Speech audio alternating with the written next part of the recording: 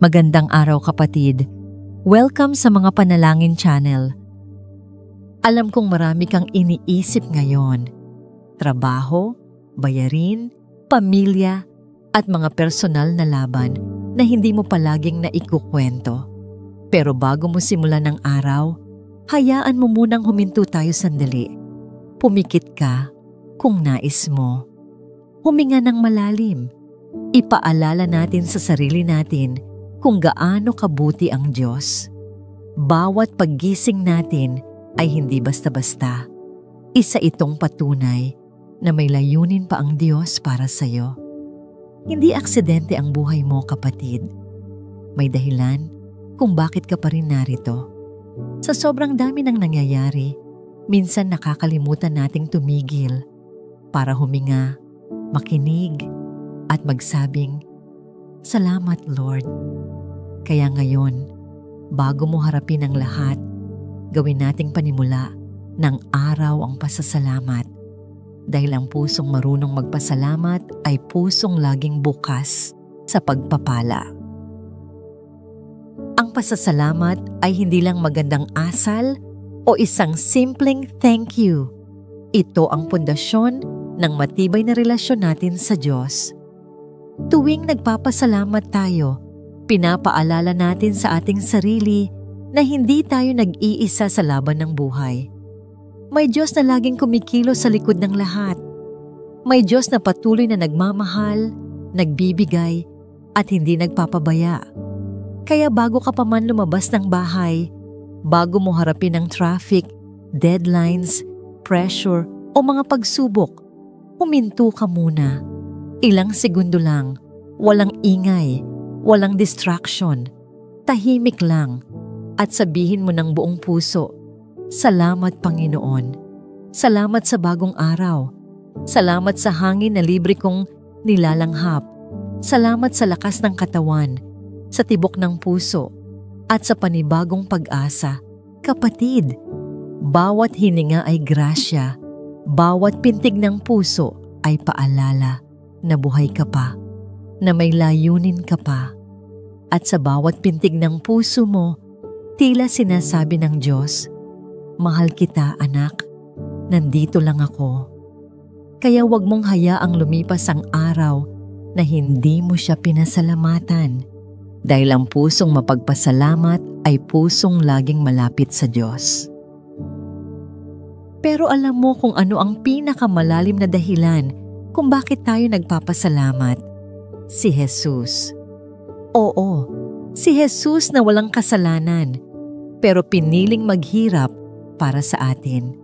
Isipin mo, ang hari ng langit at lupa, nagpakababa, naging tao, nagutom, nilait, sinaktan, at sa huli, ipinako sa krus para sa'yo.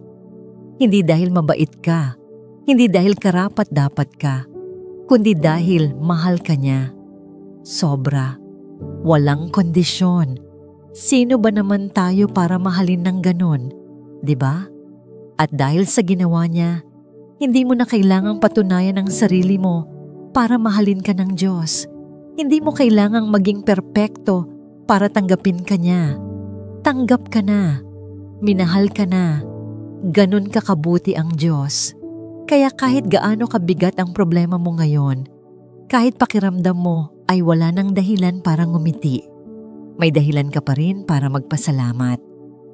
Kapatid, kung may prayer request ka, i-comment mo at ito'y idudulog natin sa panalangin. Ngayon, manalangin tayo. Panginoong Jesus, lumalapit ako sa iyo sa katahimikan ng umagang ito. Hindi lang dahil may hinihiling ako, kundi dahil nais kong lumapit ng may pusong puno ng pasasalamat. Salamat. Salamat sa buhay na patuloy mong pinapahiram sa akin. Salamat sa bawat hininga, bawat tibok ng puso, bawat araw na binubuksan ko ang aking mga mata. Ito'y paalala na hindi pa tapos ang plano mo sa akin.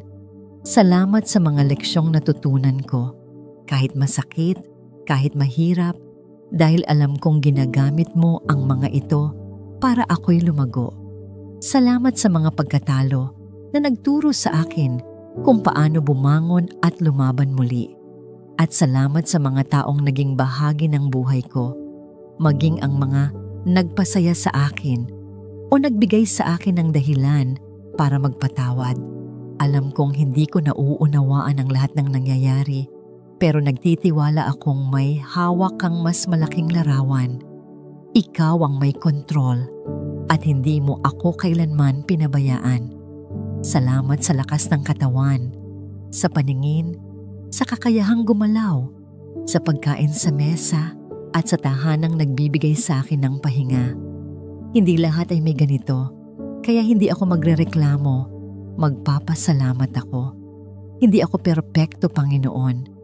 Marami pa akong kakulangan, pero alam kong mahal mo pa rin ako at iyon ang nagbibigay sa akin ng lakas araw-araw. Amen. Panginoon, isinusuko ko sa iyo ang lahat ng pangarap ko. Ikaw na ang bahala. Lahat ng takot ko, sa iyo ko inilalagak.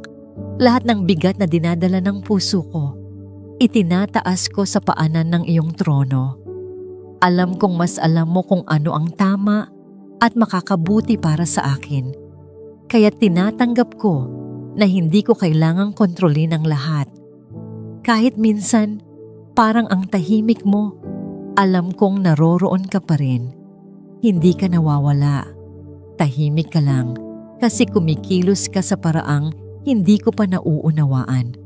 Tulungan mo akong huwag sumuko kahit napapagod na ako. Tulungan mo akong magtiwala kahit wala akong kasiguraduhan. At tulungan mo akong magpatuloy dahil naniniwala akong may liwanag sa dulo ng bawat pagsubok. Sa iyo ko inilalagay ang lahat, Panginoon. Ikaw ang Diyos na hindi kailanman nagkulang. Salamat sa pagmamahal mo. Salamat din sa iyo, Banal na Espiritu, ang tapat kong kasama sa bawat araw, sa katahimikan man o sa kaguluhan. Sa bawat desisyong mahirap, ikaw ang nagbibigay ng liwanag at direksyon. Sa bawat gabi ng pag-iyak, pag-aalala o pagkalito, ikaw ang nagpapakalma sa puso kong gulong-gulo. Ikaw ang paalala na hindi pa tapos ang kwento ko, na kahit gaano kabigat ang nararamdaman ko, may Diyos na gumagabay, may pag-asa pa. Salamat sa iyong presensya na hindi nawawala. Sa mga oras na pakiramdam ko mag-isa ako, ikaw ang bumubulong ng, "Anak, andito lang ako." Ikaw ang lakas ko kapag wala na akong lakas. Ikaw ang boses ng katotohanan kapag ako'y nalilito. Salamat, Banal na Espiritu, dahil hindi mo ako iniwan at hindi mo ako kailanman iiwan. Panginoon, alam kong hindi ko hawak ang buhay ko, pero alam kong hawak mo ako. Alam mo kung ano ang mga bagay na nawala sa akin. Alam mo ang mga luha na hindi ko naipakita sa iba. Alam mo rin ang mga pangarap na tahimik kong dinadala sa puso ko. At higit sa lahat, alam mo kung ano talaga ang makakabuti para sa akin, kahit hindi ko pa yun nakikita ngayon. Kaya ngayon, Panginoon, buong puso kong sinasabi, hindi na ako mag-aalala. Hindi ko man kontrolado ang lahat ng nangyayari, basta kasama kita, sapat na.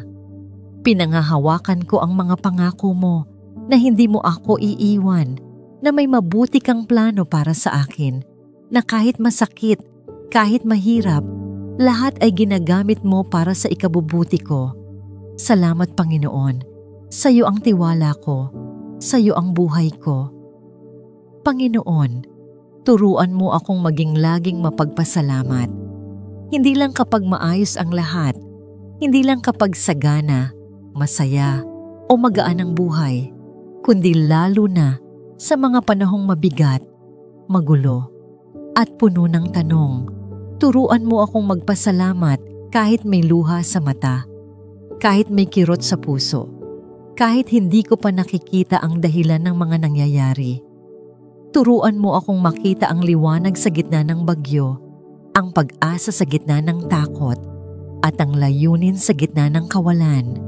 Tulungan mo akong laging alalahanin ang iyong kabutihan na kailanman ay hindi ka nagkulang.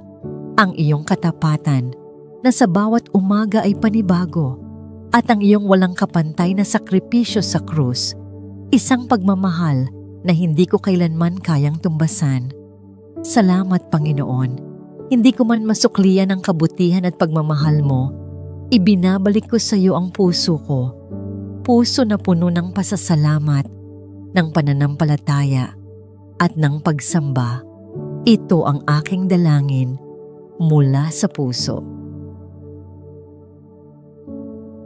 Kapatid, kung nakaabot ka sa panalangin ito, alam kong kumilos ang Diyos sa puso mo.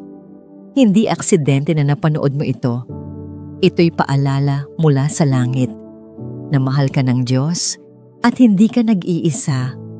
Kung naramdaman mong lumapit muli sa Kanya ngayon, i-type mo lang ang salitang Amen sa comment section.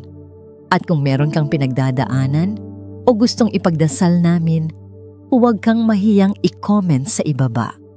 Lahat po ng mga dasal na sinusulat ninyo ay aming nababasa at taimtim na ipinagdarasal. Sama-sama tayong manalangin. Sama-sama tayong lumapit sa Diyos.